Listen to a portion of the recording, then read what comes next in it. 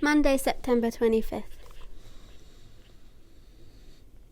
It occurred to me this morning that we ought to make use of the freezer that was donated to us a few weeks ago without waiting for the electricity supply by plugging it in at some nearby house. Ian McGowan of St Mark's kindly agreed to keep our freezer for the time being, and by the end of the day we had a functioning freezer full of vegetables. This is a great improvement of our kitchen facilities and should enable us to make much better use of donated food. Richard and I took the freezer to Ian's in a van kindly supplied by Help 71 of Lambeth.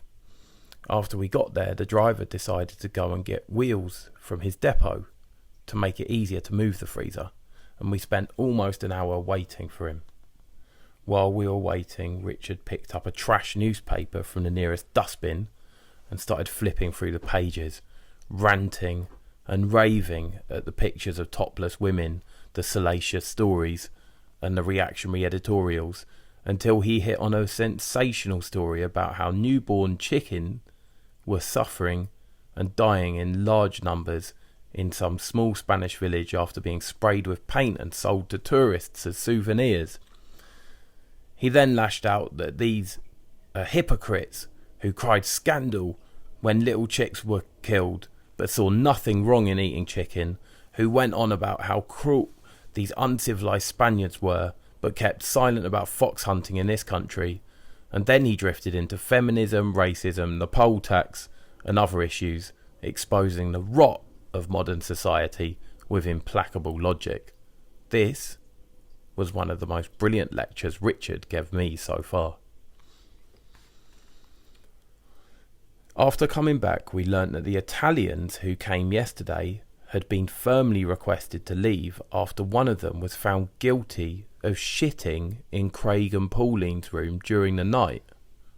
This is a pity, not only because we've lost some nice guests, who are even going to pay their rent, but also because it will make it harder to argue for keeping our door wide open in the future. I should explain this a bit. Quite a few people have left the squat after the recent fires. There are only about 40 of us left now. Also, these fires have caused a renewed aspiration to have better control over who gets in and out of the building. The absurd decision was taken at a recent meeting on September the 10th to admit new members only on Sunday after they turn up at the weekly meeting with a fiver. I knew this decision wouldn't last for more than a couple of days, and indeed when Musa appeared at the door the next day, no one objected to his being taken in. Unfortunately, Musa later turned out to be a bit of a disaster, as I've already relayed. All this has created some uncertainty as to who should be allowed in and who shouldn't. I suspect that when people come to the front door and ask whether they can live here, they're often told to come at another time or that there is no more space. This is very unsatisfactory, and I would like to take the first opportunity to argue for opening our doors to all the homeless again. We could even go further and put up posters in places like the Bullring to invite people to join us, as we did last winter with great success. But now that Musa's unhappy story has been compounded by the mischiefs of these Italians, the case is going to be harder to make. The inspector from the fire brigade came again this afternoon and had a good look around. He was glad to see that we'd followed their instructions to vacate the top floors until he saw a pat of butter lying on a mattress in the corner of a room on the third floor. He immediately decreed from afar that this was fresh butter, took this as incontrovertible proof that someone was living there, and started grumbling endlessly and saying that unless we complied with their requirements, they would clear the building. All this struck me as very harsh, because I thought the way everyone, except Arthur, had vacated the top floors immediately after being requested to do so was actually quite remarkable. Muzzy told me that he and Sarah had split. I don't know if it's for real.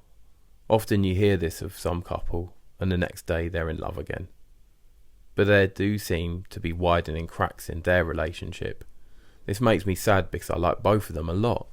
To make things worse, Muzzy told me that he would be leaving soon. This place is full of memories of his days with Sarah, and he wants a change. Later in the afternoon, I was about to doze off when I heard wild shouts and what sounded like a fight. I rushed downstairs in panic, but only to find Muzzy acting the goat. He'd stolen a crate of milk and was looking for someone to buy it from him for £3 so that he could buy a bottle of whiskey and get drunk. But no one was willing to oblige him, so he was going around screaming, smashing furniture and pretending to threaten to beat people up if they didn't buy his crate of milk. It was all quite hilarious. Poor Muzzy. We'll miss him if he leaves. He did, by the way, but he came back later with Sarah. Tuesday, September 26th. Moved some food from our kitchen to the freezer at Ian McGowan's in the morning. Ian took this opportunity to hint to me that he was concerned about the bad impression created by squatters begging on the steps of St Mark's, particularly on Sunday. They certainly do take full advantage of this opportunity. St Mark's has a very wealthy congregation, and I wouldn't dream of trying to dissuade them. Went to the Hare Krishna temple in Soho Square at lunchtime, mainly to follow up on earlier promises that they might be able to help us with some food. I first had to go through an hour-long public lecture on Hare Krishna's spirituality, delivered by a very eloquent American disciple. He spoke with passion about the fact that the only worthwhile activity in the world is to chant the name of Krishna, glancing at his watch from time to time to check how long it was till lunchtime, and he expounded a large number of astounding dogmas. From time to time he uttered a long quotation in Sanskrit with a strong Californian accent. Among other things, he narrated the story of someone who'd broken his neck in a car crash only a few hours after tearing up a copy of the Bhagavad Gita. It didn't seem to bother him in the least that the poor guy nearly died, but the fact that the glory of Krishna had been vindicated by this miracle, he obviously considered as a momentous victory. After the lecture, there were a few questions, all of which he could answer without hesitation. Someone asked whether, in the event where a king dies after a sinful life and is reincarnated as a dog, his earlier queen would reincarnate as his female dog companion. The disciple replied with great authority that such a thing could well happen, but that it was not inevitable. After this enlightening lecture, we proceeded to eat. Despite their evident delusion, the Hare Krishna disciples are wonderfully kind and cheerful people, and they gave me an enormous bucket of leftovers. They also assured me that if I came any day with the same bucket, they would give me some food for the squat. Hare Krishna. Mind you, the world is really upside down.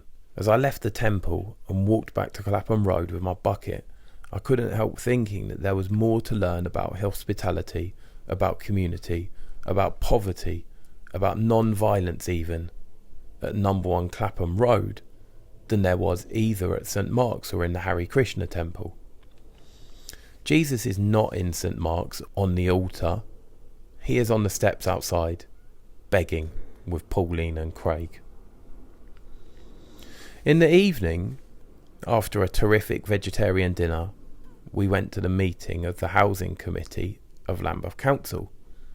The meeting was not properly announced through the notice board until this afternoon, and only half a dozen of us went. Dave, Richard, Marianne, Audrey, Ray, Arthur and myself. In spite of the late announcement, I was somewhat disappointed by this small turnout, though it is hard to blame anybody for refusing to believe that yet another meeting is going to make much of a difference. The meeting was also attended by a number of supporters, including Liz Yates, Mark Chapman, Anna Gupta, and of course, Nancy Kershaw. My expectations were very low.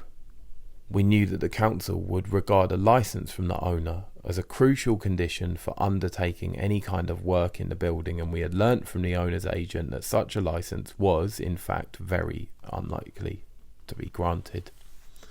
Aside from this, Arnold Porter had told us that some members of the council were strongly opposed to his renovation plans. We seemed to be heading for a major and irreversible defeat. In fact, the meeting was a decisive success. Arnold Porter, Rachel Webb and the chairperson made strenuous efforts to elicit sympathy for the project, and after a certain amount of squabbling, a resolution of support for Arnold's plans was passed, with a crucial amendment recommending the immediate spending of £8,000 to implement the fire protection measures demanded by the fire brigade.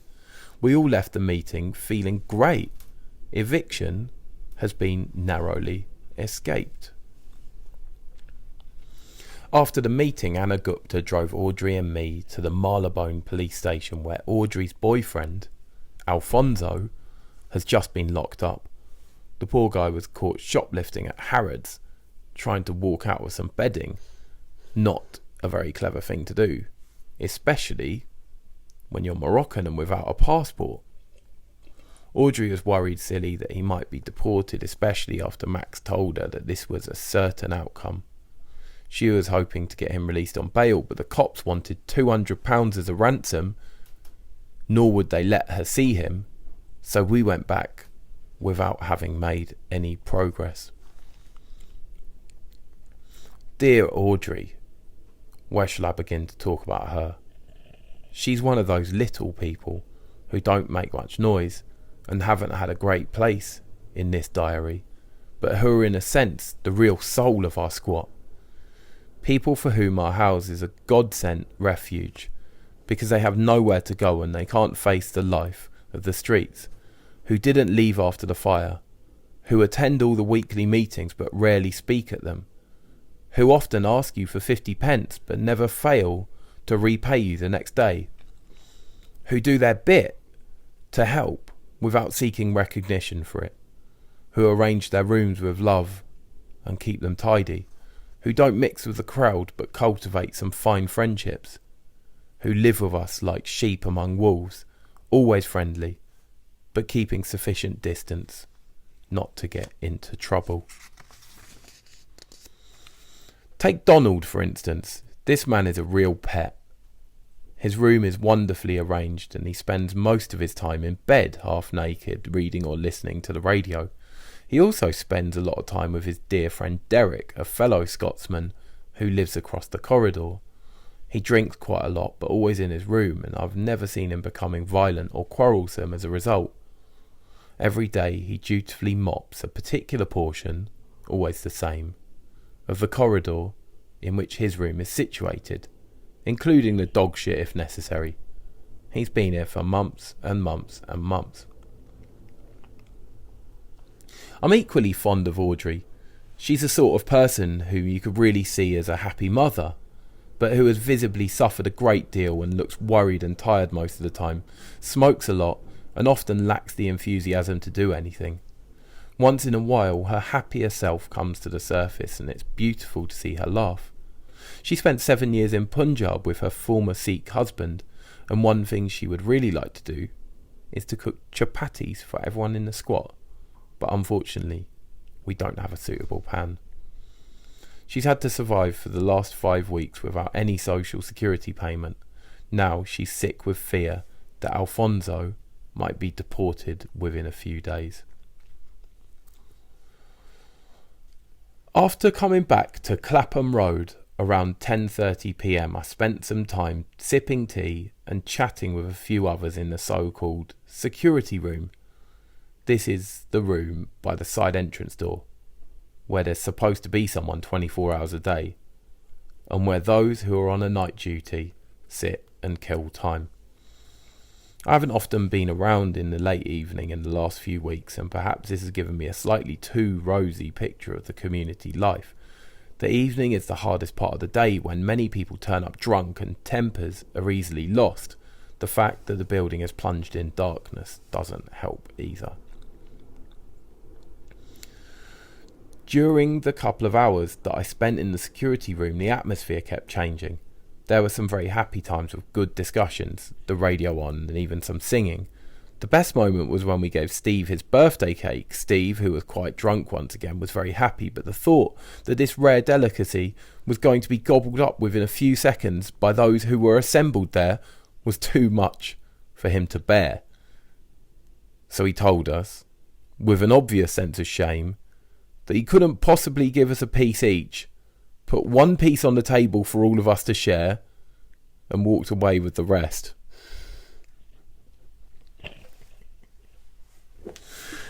As other times, there were severe tensions or fears of tension. A lot of this had to do with Rachel and Bobby having yet another row in public. Rachel and Bobby are the most ardent lovers of the squat. They've both been here since the beginning of January, and the walls are filled with graffitis such as "Bobby loves Rachel." There have always been regular arguments between them, but in the last few days the situation has been frankly getting out of hand. Tonight Rachel was squarely threatening to leave Bobby, accusing him of loving another woman, and he had grievances of his own. At one stage she ferociously punched him on the nose. I was quite impressed.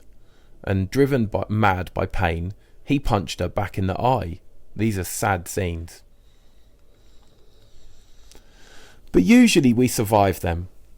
When I saw them punching each other, I really thought this was the end of their relationship, but they definitely slept in each other's arms that night. Wednesday, September 27th. There seems to be another wave of authoritarian mania on the cards. The security team has been streamlined, with 2 new members joining and Craig and Muzzy being given the sack. They were found drunk on the roof, quarrelling while on night duty. The team now consists of Og, Max, Scum, Fred and John. And the security team, I am told, is now giving everyone 3 days to pay their rent or face eviction. What's not clear is whether they mean well, i.e. they believe this is the only way of enabling the squat to organise properly, or whether they have some trick up their sleeves, e.g. swindling the money or controlling the squat to make it a base for some shady business or another. The atmosphere has been further poisoned by an incident which really upset me. First, I should explain that one of the big challenges we face is to keep the building intact. Many people have a hard time resisting the temptation to make a quick buck by selling some of the wires, frames, railings, handles, fittings and other valuable scraps of metal that can be found here and there. More often than not, a building invaded by homeless people is gradually ripped apart until it's totally uninhabitable. There are several such ghost buildings of this kind around, including 1 or 2 hospitals. Until now, we've managed to avoid this fate and to preserve most of the building intact, including the marble on the ground floor. When Tim Saylor was in charge and the rules were enforced, this was achieved by evicting the vandals. Now we're more vulnerable, but resentment against this kind of abuse is extremely strong, and so far this seems to have been sufficient to protect the building. However, in the last couple of days I've seen Max and Scum working quite hard on scrounging various bits of metal and wires. They've concentrated on things that are utterly unusable, but all the same, there is a danger that their behaviour will set a dangerous trend. It's against this background that Max went berserk this morning when Eddie told him that someone was busy dismantling a fire escape on the first floor. For some reason, he was also convinced that Spike and Joe were the culprits, and he immediately escorted them through the door with vociferous shouts. Once outside, Spike and Joe managed at last to get him to listen to them, and he had to recognise that he had made a mistake. As far as I can understand, no one had actually been dismantling the fire escape. Max let them back in, but they'd had enough of this kind of behaviour. Spike told me that Max had already threatened him twice in the past. And after bundling up their sleeping bags and meagre belongings, Spike and Joe pushed off. This is really sad. I had a great liking for Spike. He was one of the few people around who had his head nicely screwed on and also cared for us all. He was a kind of anarchist. Not an anarchist like Richard, who knows the libertarian discourse and gets involved in direct action, but rather a simple fellow who instinctively felt on the margin of a society that's totally corrupt and believed in the need to rebuild it from scratch. I sensed that he was struggling with deep personal problems of alcoholism and sexuality, but through this fog he shone with kindness, wisdom and good humour. I was extremely surprised when I heard that he was a reformed member of the National Front. On top of all this, Max and Scum told me with gravity that the security of this place might be threatened soon. They explained that Muzzy and Craig had both taken exception to being asked to pay their rent. More likely they were upset about being booted out of the security team, and that they had threatened to send all of the punks of the West End here to wreck the place. Max and Scum also said that they were planning to respond to this threat by asking some friendly heavies of their own to live here for a while. As Max described them, they are nice, but they are nasty. This is exactly what I'm surprised not to have witnessed so far, gang warfare. But I don't believe for a second that Craig or Muzzy would put their threat into effect, even assuming that they had made such a threat. Either Max and Scum are quite daft, or this whole story is an excuse for consolidating their hold on the squat. Thursday, September 28th. Went to the Hare Krishna temple again today and listened to another lecture, but this time they had no food. They said it was better to come in the evening when their restaurant closes. When I arrived at the squat in the early afternoon, there was hardly anybody around and the door was wide open. I slept in the afternoon, and when I woke up it was already dark. I discovered that for some obscure reason no dinner had been cooked. Today being Gyro Day again, there were few people around. I gathered a few good friends together. We bought a box of candles and then started cleaning the kitchen and cooking a meal. For once, our food reserves were rather low, consisting mostly of loads of parsnips, carrots and potatoes. But Audrey brought some spices from her room and managed to produce a delicious vegetable stew with what we had. Marianne, who loves helping in the kitchen and was obviously delighted with all this activity, talked our ears off while we peeled mountains of vegetables. While we were cooking, an American guy called Greg turned up at the door and asked if he could stay with us. Several other people had moved in during the last few days and we had no hesitation in letting them in. I liked Greg immediately. He'd just come from France where he'd blown all his money. He begged his passage to Dover and somehow made his way to London, where he spent a couple of days sleeping rough until someone told him about our squat. He wants to find some work and go back to California. He seems very friendly, positive, sensible and humorous, the kind of person who, like Richard and Dave, could make a big difference to the squat. He was completely exhausted and ate like a horse before hitting the sack in one of the rooms that's been recently vacated. He slept until Saturday morning, with only a brief appearance on Friday. The meal we had together was one of the sweetest moments I have lived so far at number 1 Clapham Road. For once it was very quiet, with most of the potential troublemakers being out on the usual Thursday evening binge. Those who were left behind were mainly the little people of whom I talked about on Tuesday. Audrey, Alfonso, who was released yesterday with a suspended sentence, Marianne, Richard, Dave, Jane, a quiet but wonderful woman who calls everyone Miduk and Milov, and a few others. We all sat together around a big table in the kitchen and had a real family meal, lively, hilarious, filling and very long. The atmosphere was filled with warmth and companionship, and it was beautiful to see all these beloved faces shining in the candlelight. While we were washing up, Scum turned up and we had a very interesting conversation about the question of rent collection. Audrey told him point blank that she thought it was wrong to put pressure on people to pay their rent. She was of course referring to the ultimatum which the security team has given everyone to pay their rent or face eviction. Scum argued that it had been agreed at a recent meeting that everyone should pay. This has indeed been agreed, but of course the security team has no mandate to police the decision. He also argued that if only everyone would pay their rent, we could live in luxury and have a great time. Instead, he said, the place is going to the dogs. I pointed out that we weren't doing that badly, that we just got £8,000 from the council, arranged for an electricity connection, and made it possible to feed everyone for free. He retorted that we were only getting vegetarian food and that he and his friends loved meat and wanted to be able to buy lamb and chicken and eat 3 good meals a day. I replied that this place was a community and not a Salvation Army hostel, and that it was not worth getting into a situation where a small clique bossed other people round just to get meat on our plates. And so it went on.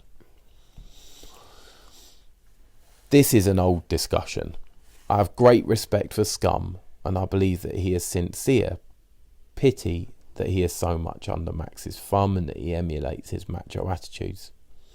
He's quite right that few people pay their rent unless they're forced to, and that we could live in much greater comfort if people did pay their rent, but I've always taken the view that comfort is less important than a spirit of equality and a sense of belonging. And this feeling, I believe, is now widely shared in a squat. I heard that Muzzy and Sarah had finally left. This is a disaster. I cared for both of them a lot.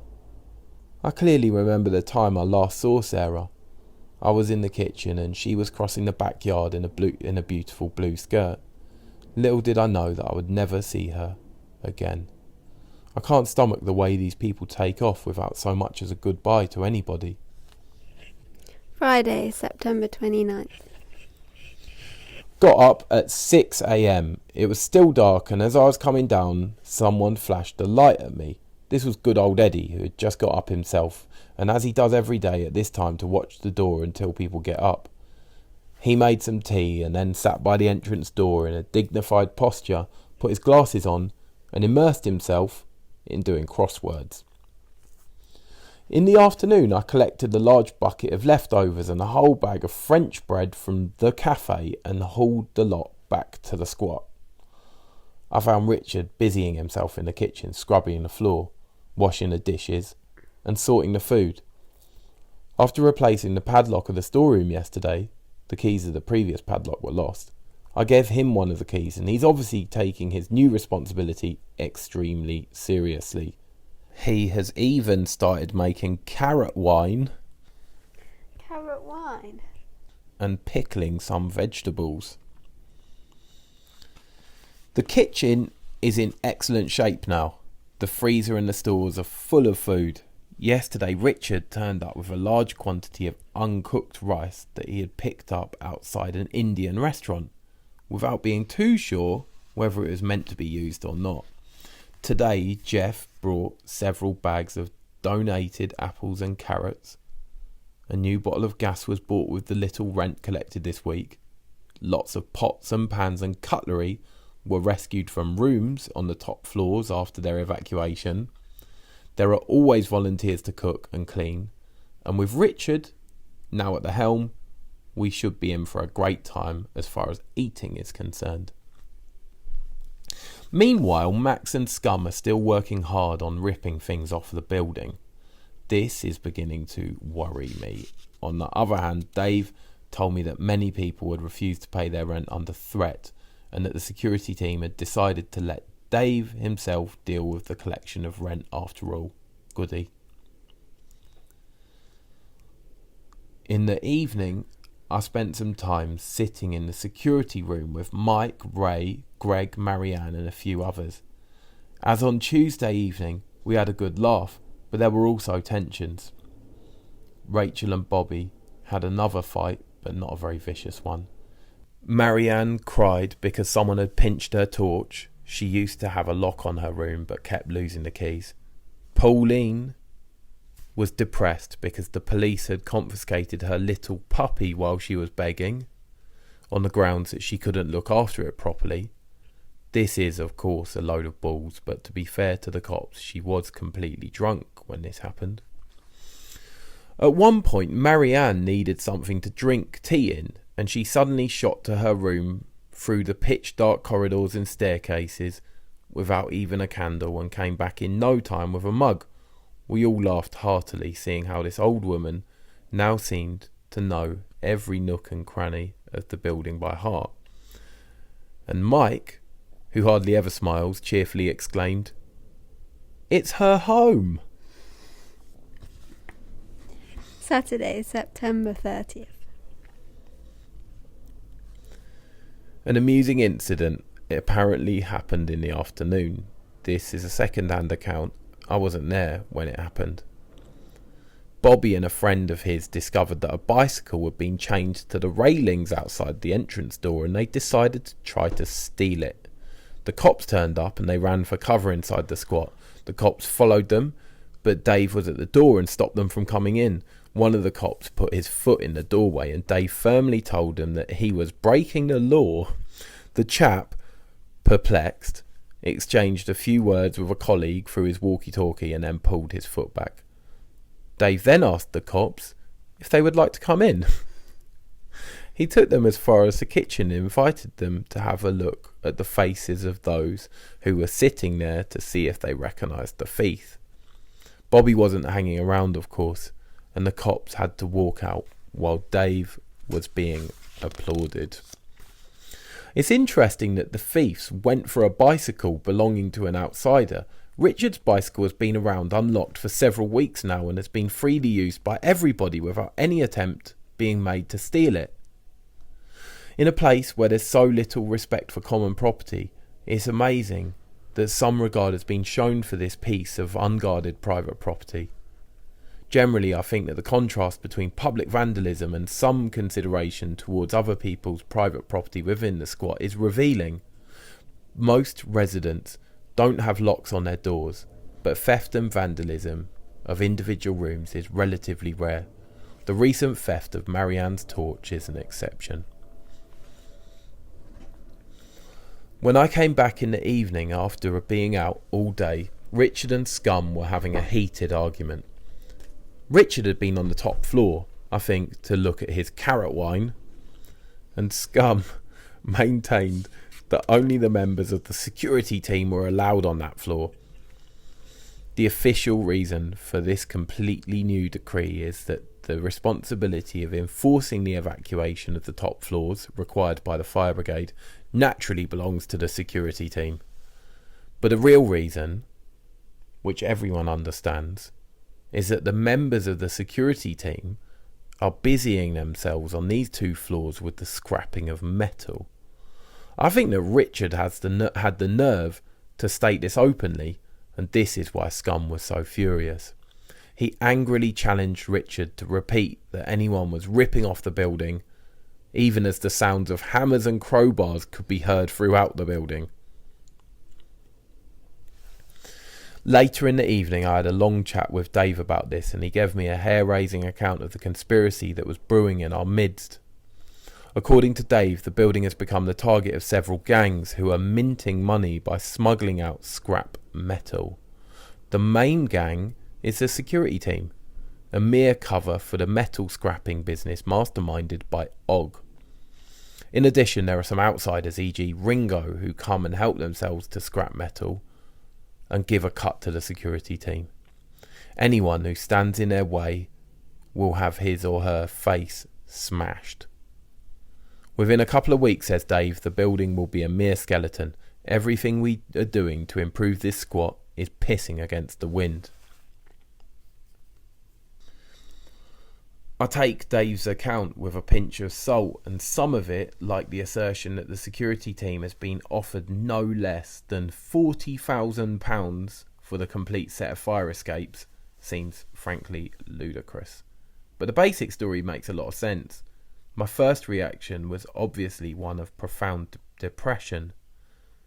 I will be leaving the squat in about 2 weeks, and I can't bear the thought that this diary will end on a tragic note. We don't seem to have any bargaining power whatsoever to dissuade Og and his accomplices.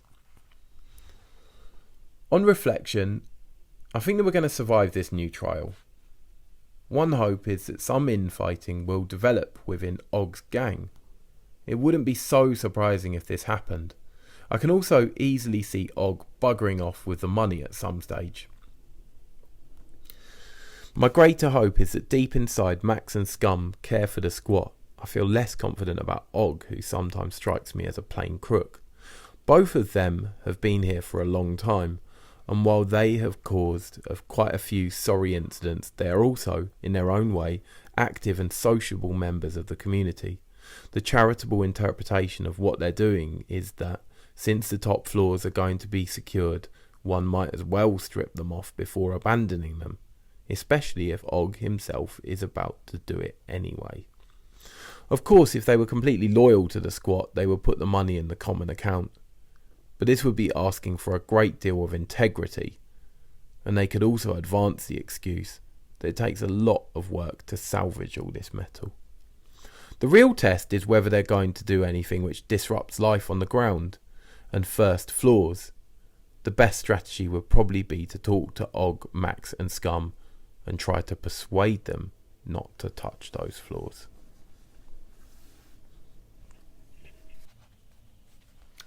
Sunday, October the 1st. This has been the most beautiful day I've spent at number 1 Clapham Road so far. The kitchen stores were brimming over with food delivered last night by brother Adrian, and we spent the whole day in the kitchen, cooking, eating, drinking tea, playing darts, and of course, chatting and laughing. There were lots of people around, as often happens on Sunday, when the day centres are closed and no one goes to work. And the mood was to merrymaking and self-indulgence. Not a single quarrel took place. At one stage, Rachel looked with amazement at Richard, who was standing there eating a pear, and asked him, "What is this?" He replied, "A pear." But she had something else in mind, and she pointed a finger towards Richard's pants. His zip was wide open, and since he wasn't wearing underpants, his private parts were widely exposed. Rachel was convulsed with laughter as Richard blushed like a tomato, then admitted with good humour that it was very embarrassing, then took a superior attitude and declared that he wasn't embarrassed at all, and finally smiled and said, "This is what you call a prickly pear." We all had a good laugh. Meanwhile, I was waiting for the weekly meeting with great apprehension. I felt that someone had to raise the whole question of vandalism in the building, but that very few people would have the guts to do it. I knew that Max would make a terrible fuss if anyone complained about the behaviour of the security team. I kept wondering how we could resist intimidation without creating a confrontation. Everyone present in the building came to the meeting. That was about 20 people. I can't help being impressed by this. After all, there's no pressure on anyone to attend these meetings, and nor are they particularly entertaining. Why should people come except if they feel deeply concerned with the life of the community? Only Eddie fobbed me off when I called him for the meeting. He smiled and told me, "I never attend meetings. I know my job. 6 to 12. That's enough." Scum and Og were there, but not Max. This was a great relief. Scum doesn't lose his temper as easily as Max does. He talks sense on the whole, and he's much less feared than either Max or Og. Og doesn't usually say much at meetings, and hardly spoke today. This meeting was the best one we've had since I came 2 months ago. No one shouted, the participation was excellent, and we successfully discussed many sensitive issues. There were some tense exchanges between Scum and me, but they did not escalate. We started with some trivialities, including a statement by Dave about the accounts. Only 7 people have paid their rents this week. Those who haven't paid were asked to explain why. Most of those who were present either had paid or were exempted, e.g. Marianne, the cooks and the members of the security team, or had a good excuse to not have paid, e.g. Audrey and Alfonso, who are waiting for social security payments. But the others were cornered into promising to pay soon. Arthur refuses to pay rent, but he makes an equivalent monthly payment to the project account. All this was done without bitterness, and I thought it was an excellent exercise. There's some hope that more people will pay their rent next week, even though at the moment everyone is being fed entirely for free. Then we came to the question of electricity, and this is where I had a trick up my sleeve. I stated that a quotation had been received from the London Electricity Board for an electricity connection costing £500, and I brandished a cheque of the same amount, paid to the LEB by the Brixton Council of Churches. I'd received the cheque earlier in the day from Nancy Kershaw, but I added that in my view there was no point paying for an electricity connection unless we had a very clear assurance from the security team that no one was going to be allowed to vandalise the living area on the ground floor and the first floor. This, as everyone understood, was a polite and positive way of asking them to keep off these 2 floors.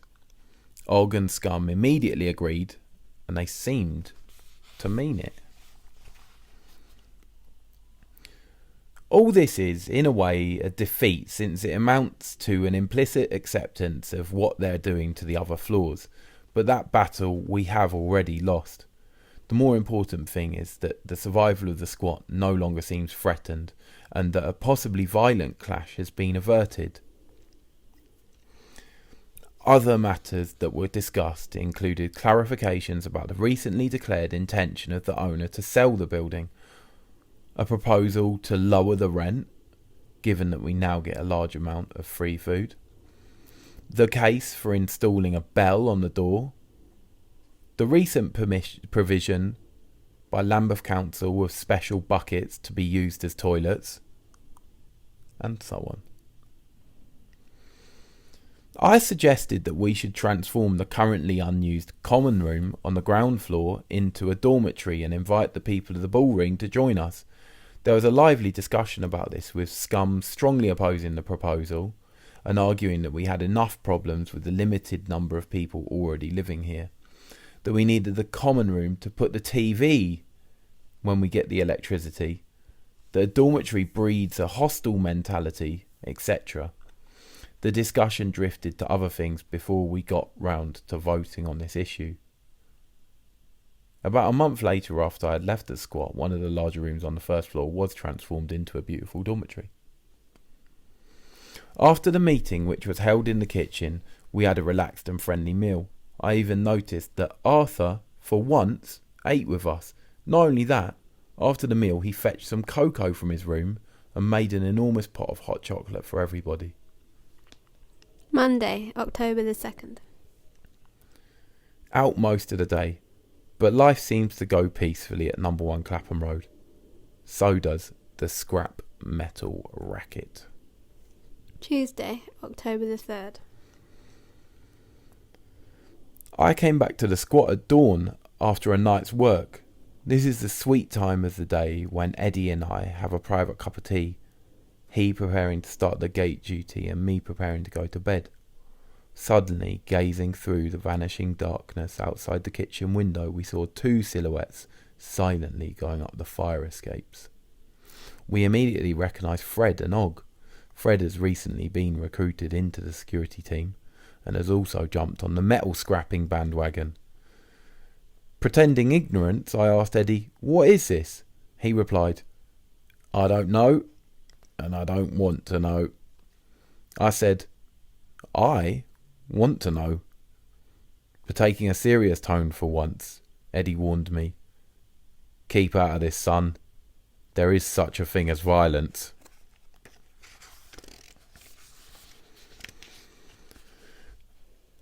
A little later, I heard the garbage removal truck going down the alleyway at the back, and I rushed out.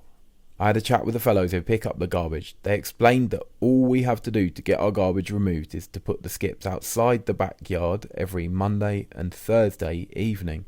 This is funny because all along we've been told by the Environmental Health Services that we should be careful to keep the garbage inside. The services have also assured us that they had no clue as to why our garbage wasn't getting removed, and that they would arrange a meeting to discuss the issue with the concerned people. This has been going on ever since I cleared the backyard with Arthur more than a month ago. The garbage collection problem seems to have been magically solved at last. Later in the day, I found John sitting in the kitchen with a dejected look. John used to be a very enthusiastic and dedicated cook and to spend a lot of time in the kitchen. When I replaced the padlock of the kitchen's door a few days ago, I gave one key to Richard and one key to him, and I kept one for myself. We did extremely well for a while, but in the last few days, John has been very busy scrapping metal with Og and Max, with little spare time for cooking. Now he is back in the kitchen telling me, "I'm a poor hippie again." I asked him what he meant, and he said that he'd been booted out of the security team for some minor indiscipline. Needless to say, I was delighted at this first sign of internal discord within the security team. John said that he had been promised £800 as his share of the bounty, but that it was all pie in the sky now. He also had some rather uncharitable things to say about his earlier pals. I asked him whether he thought they would keep off the ground and first floors, and he said he wasn't sure. Then he told me something that stunned me, that the security team had recruited Richard to replace him. I couldn't believe my ears, but later when Richard turned up in the kitchen and I made some suggestion about something we could do, instead of applauding it with his usual enthusiasm, he vaguely said that it was a good idea but that he was busy. In the evening I couldn't help asking him, "Why did you do that?" And he replied with a sheepish smile, "For the money." I didn't say a word. A few days later we had another conversation about this. Richard admitted that he wasn't too happy about what he had done, but that he desperately needed this money when it happened. The security team had offered him £10 for helping them to remove radiators from the top floors, and he had reluctantly agreed. A little after this conversation with John, I heard from Scum that the security team was on strike. This means either that they're falling apart or that they've decided not to bother with a cover anymore. I met Gerald in Trafalgar Square at the 24-hour picket of the South African Embassy. Gerald is a young German fellow who lived with us for many months but left a little after the fire.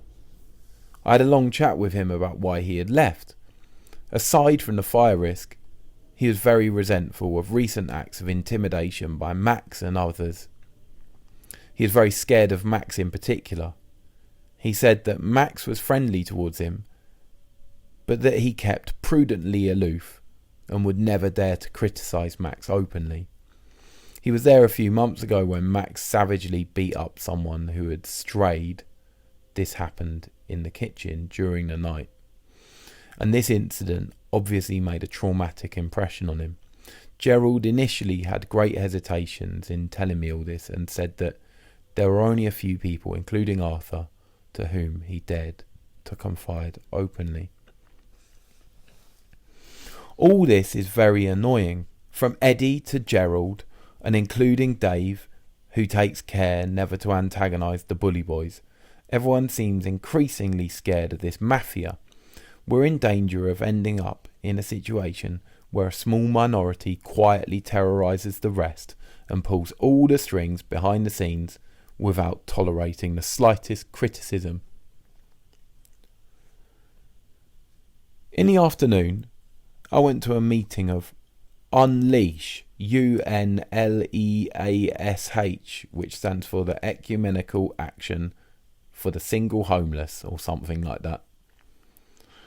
It was a very enlightening occasion. There was an agonising discussion about whether or not the churches ought to open their doors for the homeless. According to Dan Martin, this is a debate that takes place every year between the bleeding heart do-gooders who want to feed the poor and the radical justice seekers who disagree with taking pressure off the state. Two members of the St. Mongo community also gave us an enthusiastic account of their bold experiments with self-management. They even had a shelter with only 4 staff for 28 people. Well, it's a step in the right direction. Another one might be to invite homeless people to these meetings.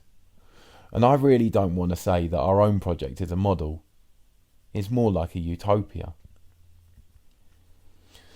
2 new members joined the squat today. Dick, a herbalist who works for free in a nearby hospital, and Brian, a dosser from the bullring.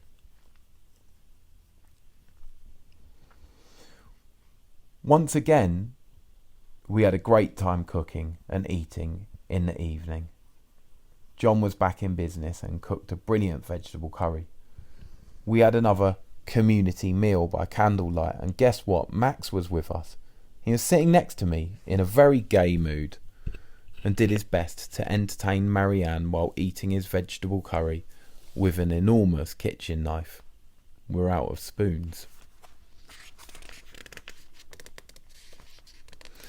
I should mention that Max and I have always been on friendly terms, except for the occasion when he threatened to break my skull with that giant hammer. Sometimes I find it hard to understand the contrast between his general amiability and his occasional fits of rage and violence. One obvious explanation, which is heard here from time to time, is that he suffers from schizophrenia. But I wonder if this squares with the fact that there seems to be some method in his madness. When I've seen him harassing somebody, it was not usually an act of indiscriminate fury. More often, he was dealing with what he thought was a serious indiscipline in a place which he believes cannot function without some exercise in authority, e.g. Spike allegedly dismantling a fire escape, or me removing the padlock he had put on the front gate. The other explanation is that there is nothing to explain. One only has to admit that it is perfectly possible to be fond of weapons, prone to fits of anger, and convinced of the occasional need to resort to violence for an orderly conduct of human affairs, and at the same time be a perfectly sane and even excellent human being.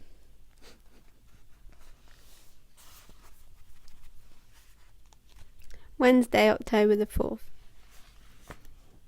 I was out in the morning and came back in the early afternoon with a large bucket of food from the Hare Krishna temple.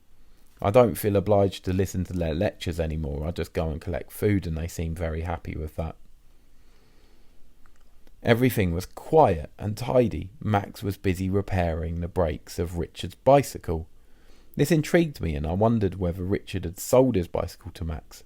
But no, Max told me that he was doing that for the benefit of anyone who wants to use the bike. I was very impressed. In the evening, after dinner, Marianne felt unwell. Her arms and back were aching, she had trouble breathing, and she was rambling even more than usual. We put her to bed. She was quietly convinced that she was going to die, and the sight of her frail and worn-out body lying by a candle in the corner of this huge, dark, haunted building made this ominous prediction seem extremely real to all of us. Everyone living in her corridor, Jane, Audrey, Sean, Richard, Don, Eddie, and a few others, Dick, Greg, Ray, came to comfort her, bring her cups of tea and attend to her needs. I knew that some of them would look after her all night if necessary. Marianne means a lot to us all. Marianne asked for Dave, her best friend in the squat. Her relationship with Dave is a beautiful thing.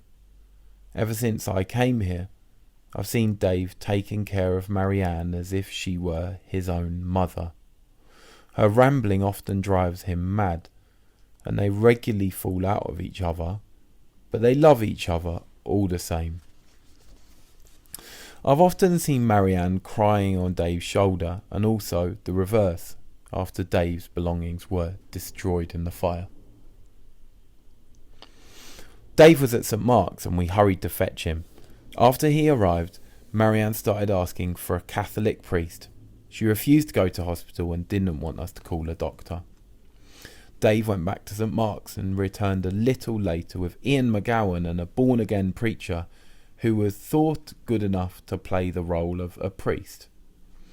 The preacher started trying to pray with her and telling her that Jesus would solve all her problems, while Marianne rambled on about the bastard who had pinched her torch. I finally suggested that we should call a doctor. The preacher said that as far as he could see, God knows how, she wouldn't live for more than a day or two, and it might not help much to call a doctor. But then there was no harm in doing so, as long as we found, I quote, the right one. Ian McGowan kindly offered to call his own doctor, and he went to fetch her with Dave. After a brief examination, the doctor said Marianne was all right and suggested that we should take her to the hospital the next day if she wasn't feeling much better. The doctor's visit reassured everybody, including Marianne, who soon fell asleep. We all left the room, except for Dick, who sat on a chair by her bed to watch her for a while. By then, it was well beyond midnight.